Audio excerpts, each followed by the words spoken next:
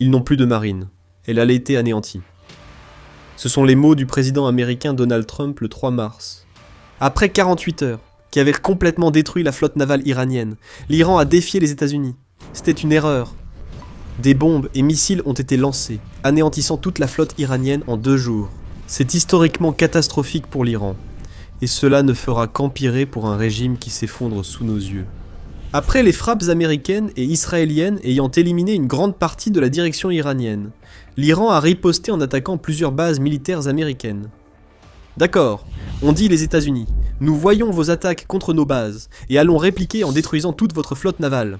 Les missiles Tomahawk américains ont anéanti toute stratégie de la marine iranienne, comme en témoignent les résultats. L'Iran a perdu 11 de ses navires de guerre ainsi que plusieurs de ses sous-marins d'attaque.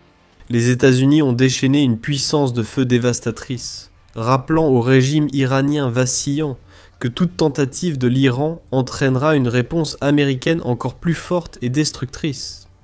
Dans quelques minutes, nous expliquerons comment les États-Unis ont neutralisé la marine iranienne en 48 heures. Avant cela, examinons de plus près les résultats. On peut résumer cela en 7 mots.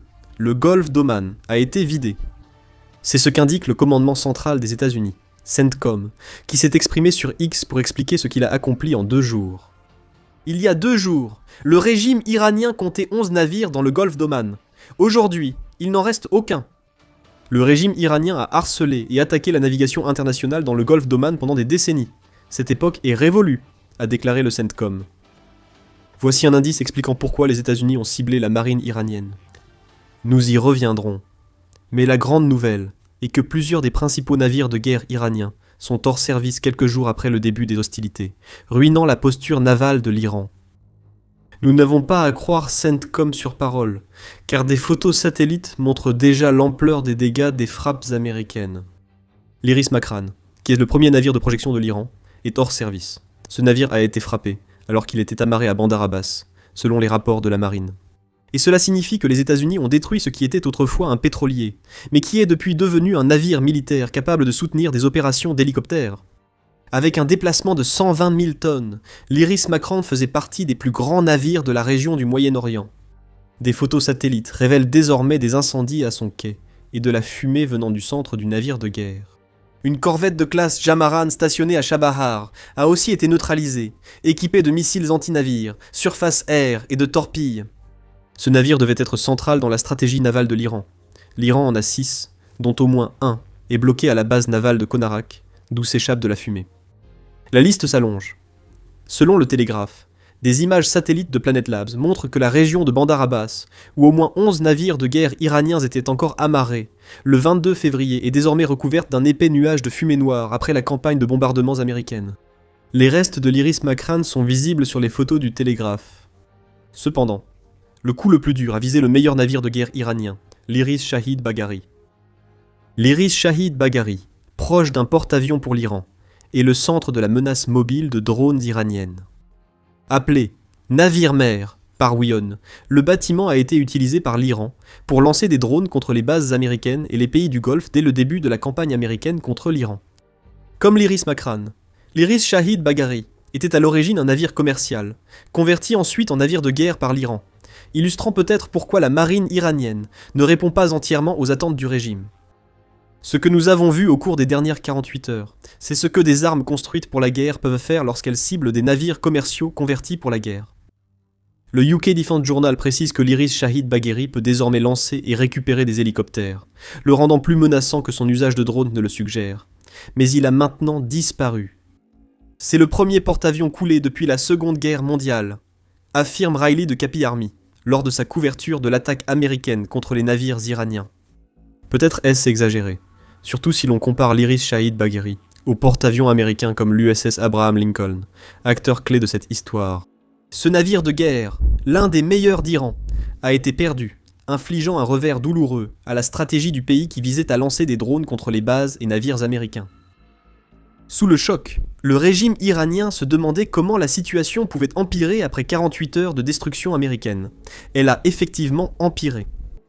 Le Télégraphe explique, en rapportant que les forces américaines ont également en grande partie détruit le quartier général de la flotte navale iranienne dans le port de Bandar Abbas, tandis qu'Ali Shamkhani, un amiral du corps des gardiens de la révolution islamique, CGRI, d'élite iranien, a été tué lors d'une frappe aérienne israélienne.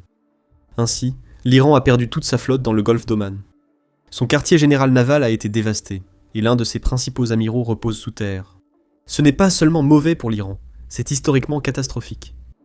Des Iraniens d'un certain âge ressentiront un fort sentiment de déjà-vu. L'Iran a déjà connu cela, observant impuissant alors que les États-Unis paralysaient la flotte nationale. Cela ressemble à l'opération Mante religieuse, mais avec une différence majeure que nous allons expliquer si vous restez. À la fin des années 1970 et début 80, l'Iran attaquait régulièrement les États-Unis. En 1979, des révolutionnaires iraniens ont pris 52 Américains en otage et les ont détenus pendant 444 jours. Les États-Unis ont lancé la mission de sauvetage Desert One, qui a échoué catastrophiquement et coûté la vie à 8 militaires américains. En 1983, un kamikaze iranien a tué 241 Marines et marins américains à Beyrouth. Et 4 ans plus tard, les États-Unis ont subi une nouvelle humiliation au Moyen-Orient, lorsqu'un avion irakien a attaqué l'USS Stark, tuant 37 marins américains. Puis est venu le 18 avril 1988. L'opération Praying Mantis a été lancée. En quelques heures, les États-Unis ont détruit 2 plateformes pétrolières iraniennes, une vedette lance-missiles, 2 frégates et 3 vedettes armées. En quelques heures, la moitié de la marine iranienne avait été paralysée. Lors du coup le plus dur porté à une marine qui existait depuis le premier empire perse, il y a plus de 2500 ans. Notez l'emploi du passé. L'opération Praying Mantis paraîtra dérisoire face à ce qui vient d'arriver à la marine iranienne. Voici la rebondissement. Les Iraniens plus âgés, éprouvant un sentiment de déjà-vu, se demanderont aussi comment cela a pu se produire. L'Iran se prépare à ce type d'affrontement avec les États-Unis depuis l'opération Praying Mantis. Cette journée a entraîné la réécriture de la doctrine navale iranienne pour éviter une humiliation similaire à celle des années 1980.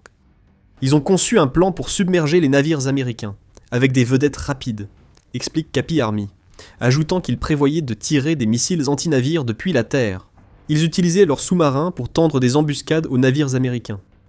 Ne pouvant rivaliser avec la puissance navale des États-Unis, l'Iran a adopté une stratégie asymétrique et étagée pour permettre à ses vedettes rapides d'attaquer. Les vedettes entraient et sortirent de la zone de portée, tirant des salves en chemin. Pendant ce temps, sous-marins et missiles iraniens frappaient tout ce que les États-Unis envoyaient vers l'Iran. Mais rien ne s'est passé comme l'Iran l'avait prévu. Et la raison, c'est que l'Iran s'était préparé à une attaque du type de l'opération Mante religieuse, alors que les États-Unis ont livré quelque chose de totalement différent. Avant d'aller plus loin, si ce type d'analyse vous intéresse, abonnez-vous à The Military Show. On explique tout ainsi chaque semaine.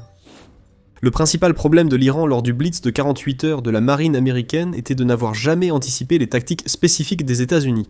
Une doctrine navale des années 1990, conçue contre la menace ayant détruit la marine iranienne à la fin des années 80, ne pouvait pas fonctionner. L'Iran s'était préparé à ce qui équivalait à un combat de navire à navire, là où ses vedettes rapides d'attaque auraient eu une chance de briller.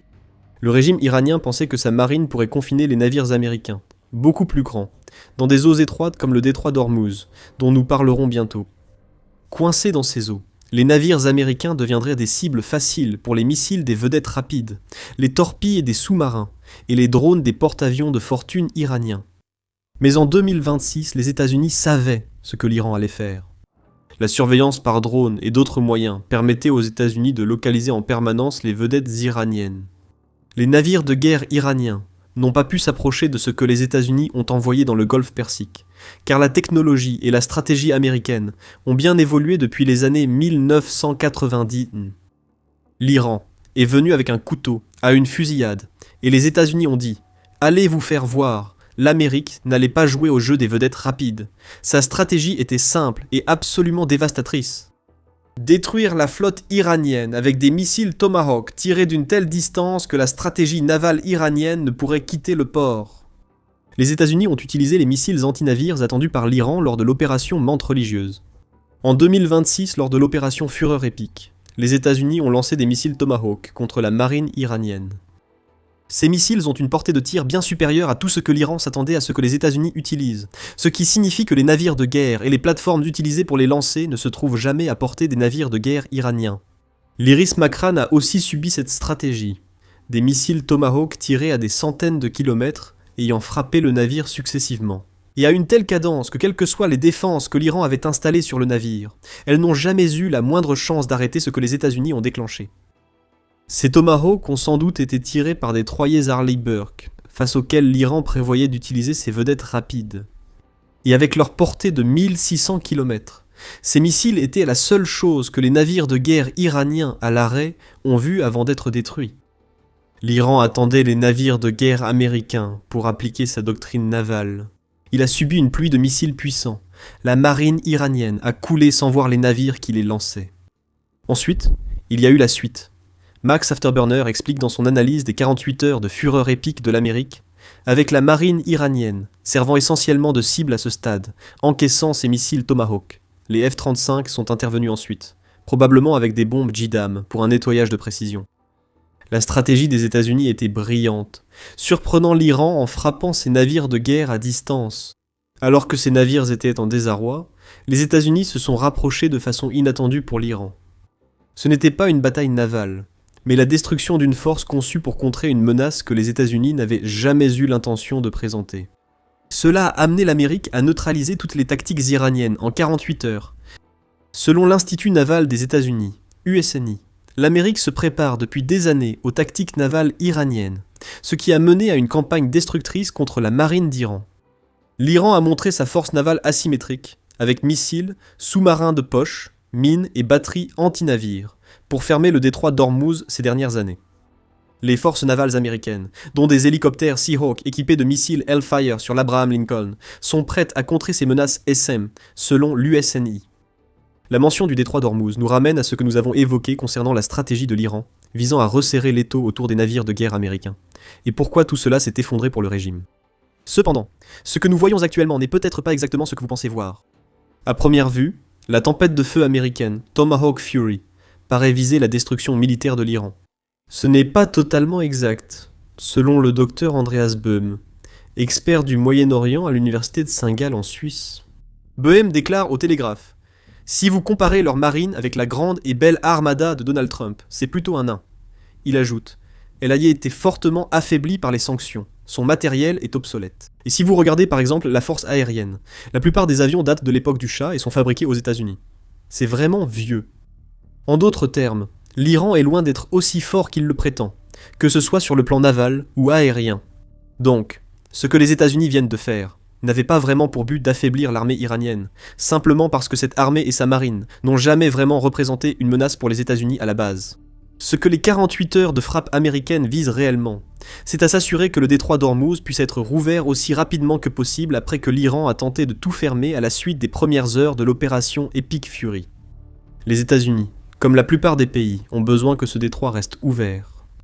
C'est parce que le détroit d'Ormuz est l'une des routes de transit majeures. Selon Böhm, l'Iran ne représente sans doute pas une grande menace cinétique pour les États-Unis. Ils peuvent mener une guerre asymétrique, comme on le voit dans le détroit d'Ormuz, où les assurances ont flambé et les entreprises évitent d'y faire passer leurs navires. The Guardian indique qu'environ 20% du transport mondial de pétrole brut transite à un moment par le détroit d'Ormuz. Environ 12,5% de tout le pétrole utilisé par les pays du continent américain transite par le détroit, ce qui est peu comparé aux 45,7% du pétrole que la Chine reçoit des pétroliers passant par le détroit d'Ormuz. Ce passage maritime représente une industrie de milliards de dollars, et l'Iran tente d'en profiter en utilisant sa marine pour exploiter son unique levier dans ce conflit. Ebrahim Jabari, qui est un conseiller principal du commandant en chef du corps des gardiens de la révolution islamique, l'a clairement indiqué le 2 mars lorsqu'il a déclaré « Le détroit est fermé. Si quelqu'un tente de passer, les héros des gardiens de la révolution et de la marine incendieront ces navires. » Jabari a aussi déclaré que l'Iran attaquera les oléoducs dans les prochains jours et que le pétrole atteindra $200 le baril. C'est de la surenchère, mais ces déclarations ont une part de légitimité vu le contrôle de l'Iran sur le détroit d'Ormuz. Mais garder ce contrôle exige des navires de guerre, même s'il ne s'agit que des vedettes rapides utilisées par l'Iran. Les États-Unis ont retiré ces navires de l'équation. Pourtant, jusqu'à présent, les tentatives de l'Iran de bloquer le détroit d'Ormuz ont été couronnées de succès. Capi Army indique que, malgré des navires tentant de passer discrètement, le transit par le détroit a chuté de 80%. Capi Army précise que cela a toujours été leur principal levier géopolitique pour infliger un maximum de dommages aux marchés mondiaux. En supprimant ce levier, les États-Unis ôtent aussi à l'Iran son dernier espoir de victoire dans la guerre. Ce n'est pas ce que vous penseriez en écoutant les propagandistes iraniens. Ils ont déjà affirmé que l'Iran avait déclenché une pluie de missiles balistiques contre l'USS Abraham Lincoln, une affirmation que les États-Unis ont rapidement démentie en publiant des photos de ce porte-avions toujours bien opérationnel. L'Iran a également lancé environ 400 missiles et 1000 drones contre des États du Golfe comme le Qatar et les Émirats arabes unis. Cependant, selon Capi Army, ce chiffre, bien que notable, reste inférieur à ce que l'Iran a lancé après l'opération Midnight Hammer, à l'été 2025, lorsque les États-Unis et Israël ont détruit une grande partie de l'infrastructure nucléaire iranienne. Tout cela commence à donner l'impression que ce que nous voyons en ce moment, c'est l'ultime souffle d'un régime qui tente de projeter sa puissance, alors que tout ce qu'il a construit s'effondre. La doctrine navale iranienne n'a pas fonctionné. Pire encore, la doctrine navale de l'Iran était tellement catastrophiquement défaillante qu'elle n'avait même pas envisagé la possibilité que les États-Unis puissent utiliser autre chose que des missiles anti-navires pour attaquer la flotte iranienne. Quand les États-Unis ont changé un seul aspect de la stratégie attendue par l'Iran, les navires de guerre iraniens ont été anéantis. Pour aggraver la situation de l'Iran, les États-Unis ne font que commencer. Le secrétaire d'État américain Marco Rubio a déclaré le 2 mars aux journalistes que l'Iran n'affronte rien comparé à ce qu'il attend.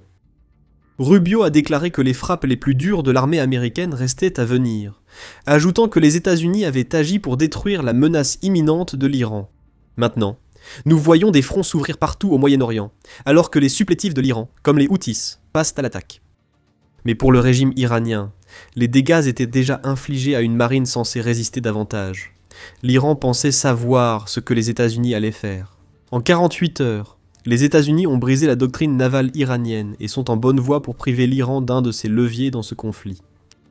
Et au cœur de Moscou, il y a un homme qui observera tout ce qui se passe avec un niveau croissant d'inquiétude. Le président russe Vladimir Poutine sait que la chute du régime iranien serait une mauvaise nouvelle pour la Russie. Regardez notre vidéo pour comprendre les origines du conflit entre les États-Unis et l'Iran et ses implications pour la Russie. Si vous avez aimé cette vidéo, abonnez-vous à The Military Show pour suivre nos publications. Merci de nous avoir regardés.